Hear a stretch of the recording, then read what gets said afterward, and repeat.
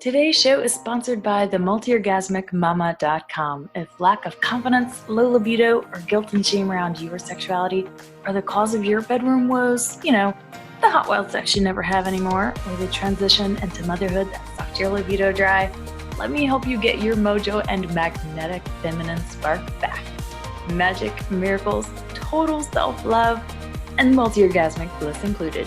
See you at themultiorgasmicmama.com. Hey loves, thanks for joining me today to talk with you all about what the fuck religious conditioning has to do with anything related to sexual desire or why you don't want it. My favorite types of clients are those that come to me to work with their lack of sexual desire, because I know that if there's anything that I can help a woman with, it's to either help her have orgasms however she wants or to help her reignite sexual desire and actually want amazing connected sex again.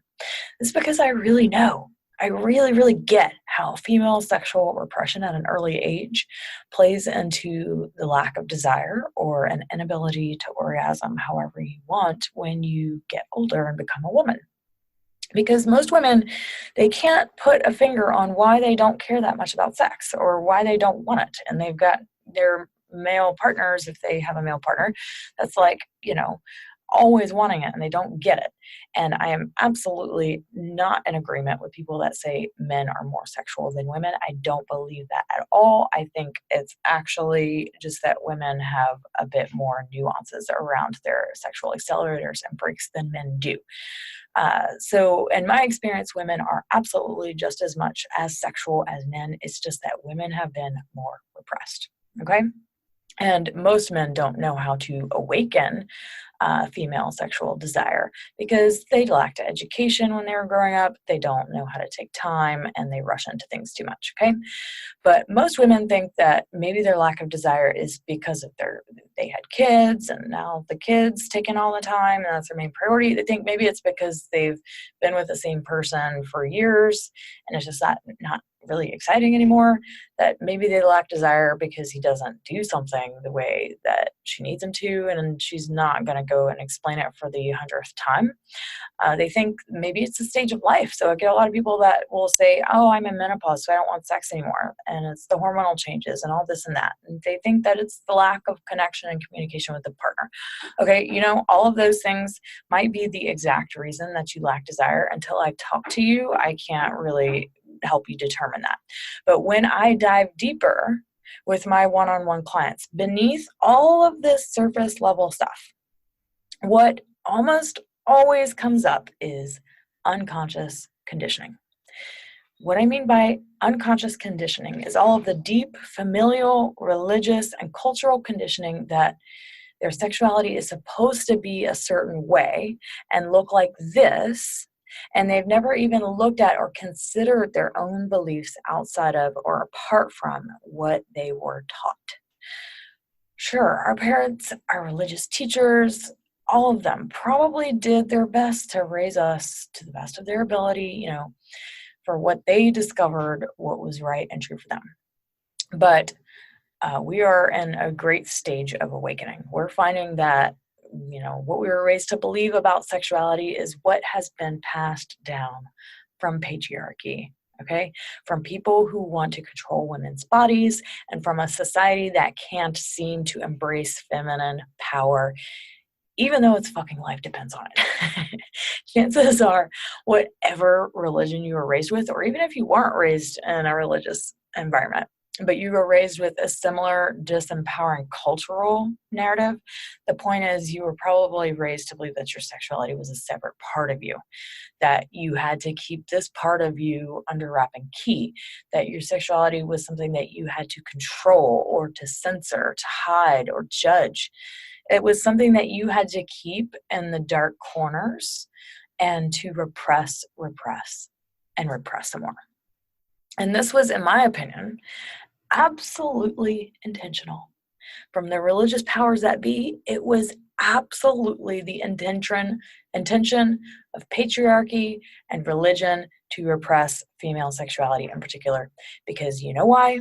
When women's sexual expression is repressed, that means that they lack confidence and they lack power. And that was the whole point. Men didn't want women to be powerful. And they knew that if they could take the most powerful thing that a woman contains, her sexuality, then they could never be as powerful as men. If you don't believe me, then you probably want to unfollow this podcast right now.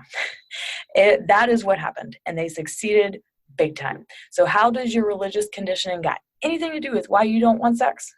Well, let's dive into that. So everything that we experience in relationships, in love, and in sexuality, it's imprinted in our deep primal reptilian brain from a very early age.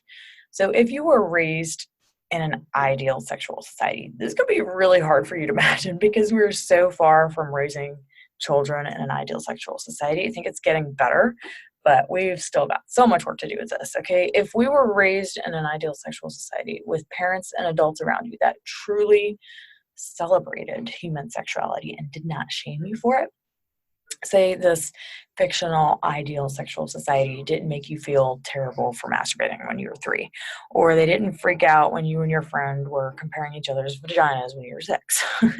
If you had been raised to celebrate your sexual body parts, to celebrate pleasure, if you've been raised, and celebrated when you first got your period and you were taken through like some amazing welcome ceremony into womanhood instead of being laughed at because you bled through your pants or feeling gross or disgusting because your vagina bled every month. Okay, if you'd been raised with amazing sexual education that included how to make sex enjoyable, and you'd been taught about your clitoris and how to awaken your body and that it took time, and if you'd been taught that pleasure was your birthright from a very early age, that sex wasn't just for men, sex was absolutely for women too, then you would probably have very few or no sexual hangups or issues, unless you experience some sort of sexual trauma.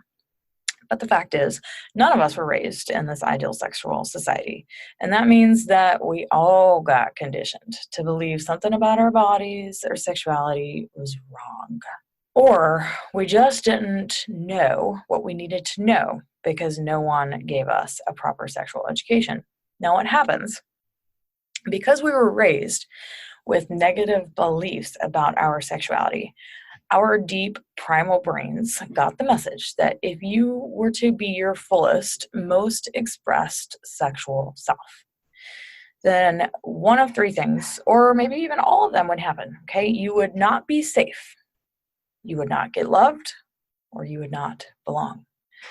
We got the message that if we were our full sexual selves, then we might get punished, we might get shamed, we might get yelled or screamed at, we might not belong to our religion. And if you are LGBTQ, then I totally feel you. And this is one of the biggest things that pulls on my heart so much, is that the fact that you can't even be who you are sexually in most religions, it's fucking bullshit, okay? So we might not get the love from our parents, from our religious leaders, if we were who we really are sexually. So what happens in response to not feeling safe, not getting loved, and not belonging, if we are our full, most expressed sexual selves, is we shut it down to protect ourselves. Our deep primal brains only care about us getting our most basic needs met. We have to be safe, right? We have to be safe to survive. We have to be loved. Humans cannot survive without some sort of feeling of love, okay? We look at babies. Babies have to get love, okay? We need to belong to our people, because on the most basic level, if you go back a couple 10,000 years, right? If you lived in a tribal society and you were kicked out of tribe, that means you would probably die. And that's the same phenomenon that happens to us even in our more evolved phase of existence, here in 2019. And to the primal brain, with the sole imperative to keep you alive, you end up creating a protective false identity or a subpersonality, or you lose a part of yourself altogether. That's what's called a false self, to ensure survival. And this is what, in our outer world results in sexual repression. So we repress, and then because it's all unconscious, we don't understand why we don't desire sex later. Okay, we stuff down the desire. We create a story about ourselves that we're just not that sexual, or we just don't enjoy sex, or we just don't want it that often. And at some point, we created these false identities, these subpersonalities, or these false selves to ensure our survival. And we create the stories to ensure their survival until these stories backfire. And this is when the awakening happens, okay? You realize that all of this protection that you created to keep you safe when you were younger isn't helping you out no more. When you get to be in a relationship, you turn 30 and maybe you have a kid or two and you wonder where your sex drive went. The good news is it's still in you. You can never really truly get rid of your sexuality or your sexual desire. It is in you. It just has to be uncovered and rediscovered. And that can totally happen with a trusted guide such as myself. So yes, my dear, if you were raised in a conservative religious environment, I can almost guarantee you with 99.9% certainty that your religious conditioning is playing into why you don't desire sex anymore. Yes, there may be some surface level issues that need some tweaking and fine tuning, but when it comes to sex, love, and relationships, our early childhood conditioning plays more of a factor into what we experience as adults than anything else. So you can work on all of the surface level shit. You can work on communication skills with your partner. You can work on, talking it out with a counselor or even a marriage counselor or whatever. But until you're diving into the deeper stuff, nothing is going to change for the long run, okay? That's why it's imperative to your sexual health and happiness now, as a freaking certifiable adult, to look at your conditioning, to unravel it, to find out what's true for you, to reclaim these lost selves, these lost parts of us, okay? To integrate these subpersonalities and identities that we once put in place to protect us so that we can be sexually empowered again. Your sexuality and pleasure is your birthright. You are a sexual creature with sexual needs and desires, and it is never too late to change this and to come into integration with this work.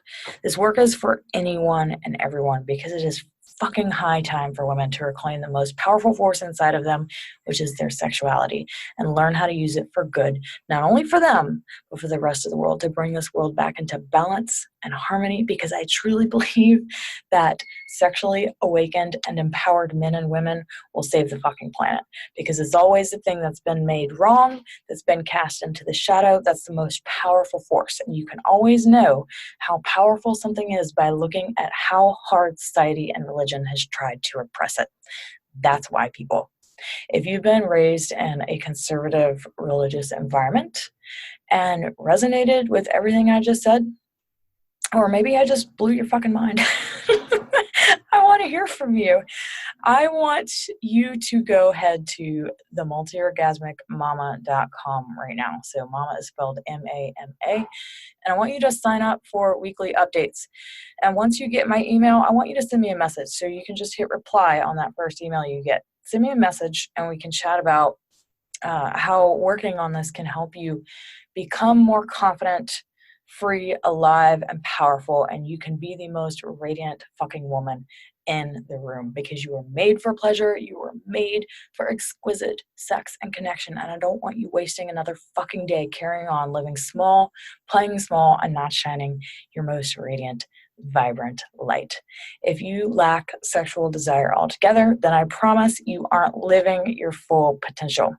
You have something inside of you that you have made dormant, and it is totally time to let that come out and play. So let's unravel all of that, sweetheart. I will see you in your email inbox and talk with you again next week. Much love, my dear.